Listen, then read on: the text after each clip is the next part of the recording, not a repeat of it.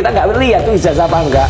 Ya kan, ada map yang katanya itu isinya itu, katanya isinya ada SD, SMP, SMA sama universitas, tapi kok mapnya tipis. Padahal yang dibutuhkan oleh rakyat, yang kemudian kami terdorong juga untuk melakukan pengkajian di sini, itu adalah ijazah asli yang udah 10 tahun kita tunggu-tunggu.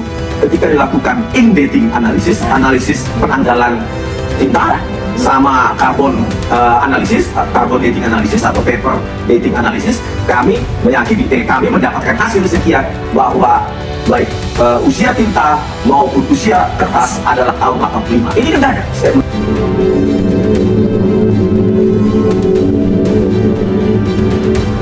Kita nggak lihat tuh ijazah apa enggak. Ya kan, ada map yang katanya itu isinya itu, katanya isinya ada SD, SMP, SMA sama universitas, tapi kok mapnya tipis ya. Tapi bukan yang dilipat-lipat loh, ini lain. Ini map yang UGM itu gitu. Saya bilang, ya kok belum kok udah dikembalikan. Katanya itu mau diperiksa. Jadi saya sudah yakin, ini pasti, saya bilang gitu, pasti saya bilang itu. Nanti pada saat diumumkan, itu tidak akan ditunjukkan ijazah. Nggak akan berani menunjukkan ijazah. Bener. Tadi ketika Dikbud Reskrim umumkan, kan tidak ada ditunjukkan sama sekali. Tidak muncul di layar. Tidak muncul di layar, di belakang itu malah hanya ada foto-foto yang menurut saya foto-foto pun juga harus periksa. Jadi saya bilang saya tidak kaget. Sudah memprediksi. Sangat sudah, dan saya sudah prediksi pula pasti tidak akan diumumkan ijazahnya. Tidak ditampilkan. Tidak ditampilkan. Enggak boleh hanya ditampilkan, itu scan. Tampilkan. Kalau memang benar itu tunjukkan saya pegang. Di depan wartawan gitu. Iya. Fisiknya gitu. Fisiknya katanya itu analog. Ya. Katanya. Ya kalau analog Tadi tidak ya, tadi tidak. sama sekali nggak ada, kan sudah dikembalikan.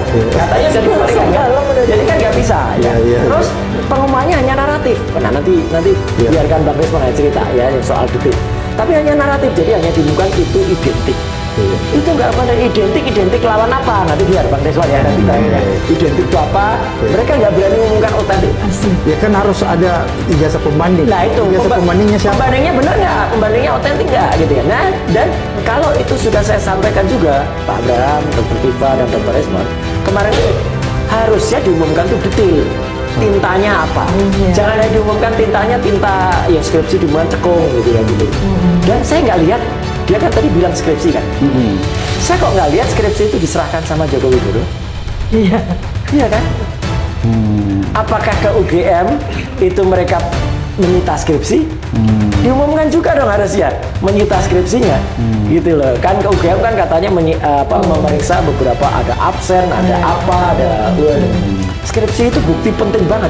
Karena di skripsi itu tidak ada yang namanya lembar pengujian, tidak ada, tanda tangannya pun diragukan, bahkan oleh anaknya sendiri, Mbak Aida Greenberry itu diragukan. Tapi yang jelas apa? Tadi pengumumannya kalau menurut saya tidak bernilai, ya gitu. Karena apa? Karena tidak sesuai dengan kaidah pengumuman secara saintifik. Karena tidak menilai, Bang, jangan lupa juga pengumuman dari Puslap 4 tadi itu hanya salah satu unsur. Salah satu bagian dari pembuktian. Jadi ini bukan final and binding. Kalau final and binding itu MK mutusin atau pengadilan. Jadi jangan dianggap masyarakat itu kemudian setelah ada pengumuman ini selesai. Bahkan tadi dengan gayanya kayak presiden aja tadi ya. Kemudian setelah ini masyarakat bisa damai, tenang, kembali apa itu. Ini apa ini urusannya gitu. Terus lapor ngumumkan aja itu identik. Otentik atau tidak? Tidak sekedar identik. Ya, terus kemudian tidak dipilih, hanya tadi itu ada dua ketikan ya gitu. Yang satu dari mesin ketik apa Laiko atau apa tadi ya, kemudian satu lagi dari cetak tanu cekung ya. Harus dijelaskan juga detailnya apa, jenis tintanya apa, kemudian kertasnya juga sampaikan dengan carbon dating 14 ya, itu akan muncul, terus tinta-tintanya masing-masing juga kan. Kalau itu semua ya mohon maaf itu ya kayak anak SD aja ngumumin gambar saya bagus Pak, bagus. Press conference tadi itu adalah penunjukan ijazah asli analog ya, karena yang diceritakan tadi, yang dijelaskan tadi itu adalah sebuah sistem analog. Ya kan, dia bilang tintanya begini dan segala macam, itu kita digiring untuk memencari sebuah narasi. Padahal yang dibutuhkan oleh rakyat, yang kemudian kami terdorong juga untuk melakukan pengkajian di sini itu adalah ijazah asli yang udah 10 tahun kita tunggu-tunggu keberadaannya seperti Dan apa. tidak muncul juga. Dan tidak muncul juga Sampai detik ini. konferensi pers tersebut. Padahal itu kan sesuatu yang ditunggu-tunggu, bukan narasinya gitu loh. Itu yang bisa saya sampaikan ya, mungkin misalnya Oke, nanti. Bung Rismon, ini kan menyangkut masalah teknis ya. Bisa nggak Bung Rismon jelaskan kepada kita berdasarkan pengumuman tadi kan dia katakan tadi ijazah Pak Jokowi itu identik ya. Jadi kira-kira ya. Identik loh ya, ini Jadi, Identik. Oke Bang ya. Oke. Jadi kata kuncinya kan identik. Di sini kan kita bukan untuk menguji identitas, keidentikan antara sebuah benda dengan benda lain. Oke. Jadi uji identitas atau uji keidentikan itu kan menguji sesuatu barang atau sesuatu benda atau sesuatu objek dengan objek lain, dengan referensi lain. Pertanyaannya adalah apakah ketika perbandingan identitas tersebut atau identikan tersebut dilakukan, referensinya itu bermasalah nggak? Jadi referensinya itu juga harus diuji, otentikasinya juga, otentik nggak referensi yang digunakan sebagai pembanding. Contoh yang kita dapati Bang, bahwa ketika ada di UGM, setelah saya mengunjungi perpustakaan Fakultas Kehutanan UGM, ada seseorang yang dengan banyak akses terhadap UGM itu mengirimkan video. Ya maksudnya ingin mempengaruhi saya di kirim banyak video. Dan di situ kita dapati bahwa sejumlah skripsi itu dengan nama misalnya Sri Dominingsi, Sigit Harminarto, Lembah Hedianto dan lainnya itu ada 4 itu kosong. Lembar pengesahan skripsi itu tanpa tanda tangan baik pembimbing maupun penguji. Nah kalau itu yang digunakan sebagai referensi, maka referensinya pun saya duga itu bermasalah. Dan dicetak dengan teknologi yang saya yakin itu menggunakan hardware dan software dengan DPI pixel per inci atau DPI dots per inci, ya, artinya teknologi hardware maupun software yang sudah sangat mendahului zaman tahun 85. Nah pertanyaannya di sini kan kata kuncinya tadi itu identik, bukan uji otentikasi. Harusnya kalau yakin ini otentik, tanpa ada referensi pun kami yakin ini otentik, yaitu ketika dilakukan in-dating analisis penanggalan tinta sama carbon dating analisis atau paper dating analisis, kami meyakini kami mendapatkan hasil sekian bahwa baik usia tinta maupun usia kertas adalah tahun 85. Ini kan nggak ada statement seperti itu. Nggak ada tadi ya? Nggak ada identik. Makanya kalau uji keidentikan, mereka memerlukan referensi. Pertanyaannya referensinya ini bermasalah nggak? Otentik nggak referensinya? Karena kami dapati beberapa skripsi itu sengaja dicetak dengan yang jauh melampaui teknologinya dari tahun 85 gitu loh Bang. Lembah Hedianto, Sigit Harminarto, Sri Dominingsi itu kosong. Nggak mungkin sebuah skripsi itu kosong dan orang tersebut mendapat gelar sarjana UGM gitu loh Bang. Kenapa dia tidak menggunakan tadi narasi otentik? Ya, karena tidak melakukan dong. Kan menguji identitas, mengidentikan sebuah barang dengan referensi, sebuah objek dengan referensi lain. Ya. Berarti tadi inkonklusif dong hasilnya. Iya. Hanya identik dengan referensi yang digunakan. Pertanyaannya referensinya otentik nggak? Gitu. Terus yang kemudian yang saya soroti adalah lembar pengesahan skripsi itu diakui oleh Dirti Bidum dari lewat pengumuman ya, bahwa itu di hasil atau produk dari hand press.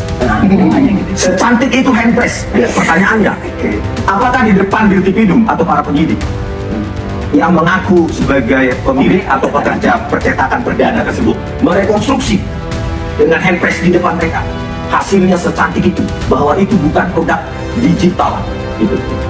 Kalau cuma pengakuan berarti tidak ada artinya, tidak ada artinya pengumuman itu. Gini kata-kata.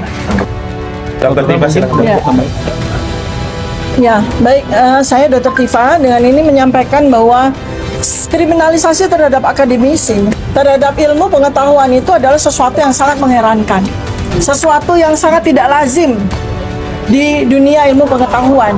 Dan saat ini kami mengalami bukan hanya sekedar kriminalisasi, tetapi juga bahkan kami mengalami intimidasi oleh seseorang yang melaporkan kami. Karena yang bersangkutan saat ini secara de facto masih memiliki kekuasaan. Dan kami dengan diundangnya kami, dengan ketidakjelasan posisi kami pada tanggal yang kami diaku mengikuti sebuah peristiwa yang tidak kami ketahui, Padahal saat ini sebenarnya kami sedang melakukan pekerjaan kami sebagai ilmuwan. Kami sedang melakukan pekerjaan kami sebagai akademisi untuk memberikan jawaban atas permasalahan, atas pertanyaan publik yang saat ini sedang kami lakukan. Tetapi di tengah-tengah kami sedang menjalankan tanggung jawab kami sebagai ilmuwan, kami dikriminalisasi. Artinya ada tendensi di situ bahwa kami akan dibungkam. Kami tidak diizinkan untuk terus melanjutkan pekerjaan kami untuk mengungkap kebenaran. Padahal yang kami lakukan sepenuhnya dilindungi oleh undang-undang. Undang-Undang Dasar 1945 pasal 28, Undang-Undang Kebebasan Informasi Publik, Keterbukaan Informasi Publik, dan yang lebih penting lagi, mengapa kami sekarang ini mengadu kepada Komnas HAM adalah pelanggaran hak asasi manusia yang bukan saja dilindungi oleh undang-undang, tetapi juga dilindungi oleh undang-undang internasional. Indonesia saat ini mengikuti ratifikasi dari PBB atas undang-undang untuk melakukan ekspresi, atas undang-undang untuk menyampaikan kebebasan. Dan ketika Indonesia mengikuti ratifikasi dari PBB, maka Indonesia harus mengikuti.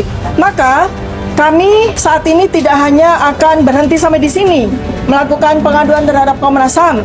Kami sudah melakukan komunikasi, koordinasi dengan teman-teman diaspora yang akan membantu kami melanjutkan langkah kami untuk mengadukan kriminalisasi yang terjadi pada kami kepada komunitas hak asasi manusia sampai di level United Nations atau PBB.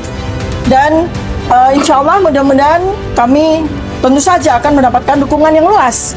Sebab kalau seorang ilmuwan, kami para akademisi dikriminalisasi, ini akan menjadi sebuah presiden yang sangat buruk.